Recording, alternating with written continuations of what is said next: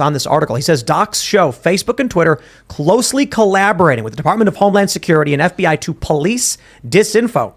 Plans to expand censorship on topics like withdrawal from Afghanistan, origins of COVID, info that undermines trust in financial institutions.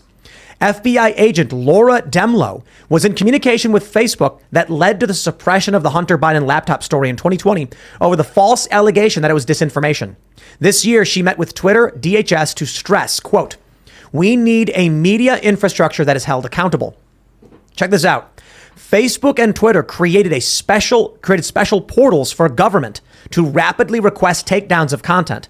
The portal, along with the NGO partners, used to censor a wide range of content, including obvious parody accounts and content disagreeing with government pandemic policy. That right there, the government doesn't like that you're dissenting, was colluding with communications platforms, private collusion, literal conspiracy to silence you for your dissent. Check this out. Here's text messages right here. The emails and documents show close collaboration between DHS and private sector. Twitter's Vijaya Gadde, fired by Elon Musk last week, met monthly with DHS to discuss censorship plans. Microsoft exec texted DHS, quote, "Platforms have to get comfortable with government." Incredible. He says, how does DHS justify its evolving mission from countering foreign terror groups to policing domestic disinfo on social media? Leaked planning docs show the agency argues false information is a source of radicalization and violence. And of course, I really want you to see this. This right here is the Facebook URL for the Facebook. What is this? The portal is for onboarded partner requests pertaining to content issues on Facebook and Instagram. If you are an onboarded partner, please put in your request through this portal. It's still live. The Facebook link for the government to go and tell Facebook what to take down is still available right now. This is crazy. This report's actually ridiculously long. I was reading through it. It's massive. They mentioned that they were policing information on, say, like racial justice. For what reason what justification would the government have to do anything like this? Outright, it's subverting our elections. Especially now, they're saying it's ongoing. And Twitter executives, Facebook, Microsoft were meeting with the DHS to police what they deem as disinformation, misinformation, and malinformation. And to me, this is far beyond that. This is a criminal conspiracy. This is the government colluding with big tech social media in order to make sure that they have all the power, all the influence, and anyone daring to just question them. Not just about, racial justice issues, as you mentioned here, but the topics here that they specifically decided to intervene on make them look bad. It was also Afghanistan. It was also the origin of COVID. It was also a product that, of course, they were working and colluding to make a lot of people take. And when you look at those issues, what do those issues have in common? Especially Afghanistan. They clearly show something that the government got wrong. They clearly led people down a wrong pathway. They clearly screwed the people of Afghanistan over. They clearly screwed all the soldiers there, but they wanted to control the narrative so they could still look like they did something good when they obviously did something horrible. And when you're doing that, when you're creating godlike power and authority to silence people, to censor people, and to control narratives, we're talking about huge amounts of power that is almost virtually impossible to hold anyone accountable to. I'm trying to elevate my perception to the level of global governance. Like, if I was in control of American military and there's like a world, because like for me, I'm an American citizen, American politics and the Constitution. That's key. If you violate the Constitution, you're messing up. But then you elevate to the next level of like, I'm now in control of the military, and they intern Japanese people during World War II, though they will violate the Constitution in times of great stress to make sure that we all survive. I need this. This is going to be settling in. I mean, I had a feeling that they've been doing this since 2012, 2013, but it's just. Well, I've been telling people it has to happen. Yeah, it's just confirmation. I've been screaming about this. This has been happening for years, and everyone's like, you can't really prove it. It's not happening, because when you look at all the censorship efforts that they were doing throughout the years, it all made sense that this was organized not for the benefit of big tech social media, but for the benefit of the people in charge, in power. And now we have the documents. Now it's proven. Sorry, I cut you off.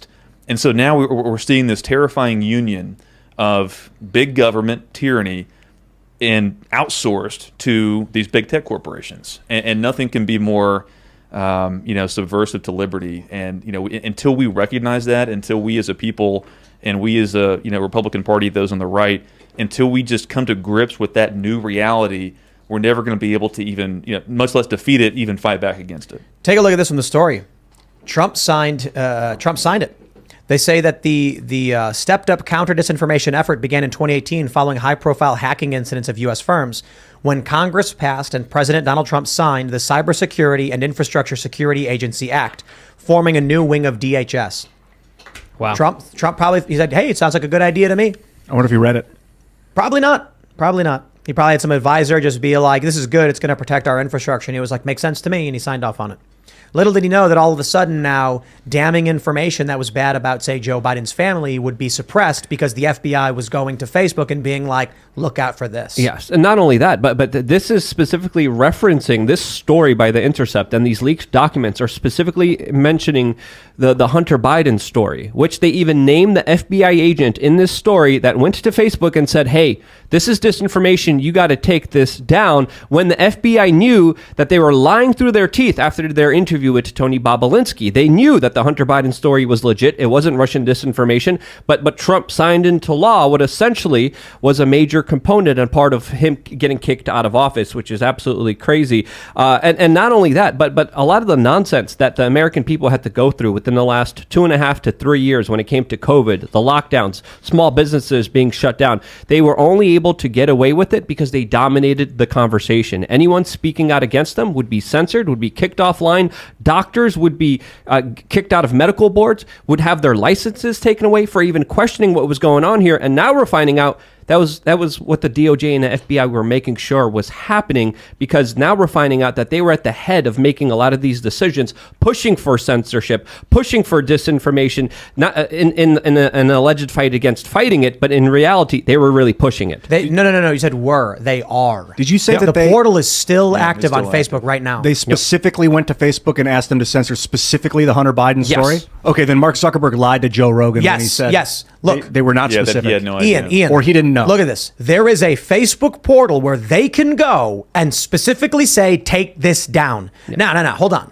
To be specific and to be very careful, Mark Zuckerberg may be the one time that the FBI didn't have to go through this portal and they were talking to Mark on the phone. Maybe he was referring to some very specific moment, and that's how it went down. You're not going to convince me when Facebook has an active portal for government takedown requests that they went to Mark and said, there may be a story. We can't tell you which one, though. And then Mark went, better take down this Hunter Biden laptop story. Don't buy it. Not when Facebook built them a portal to specifically request takedowns.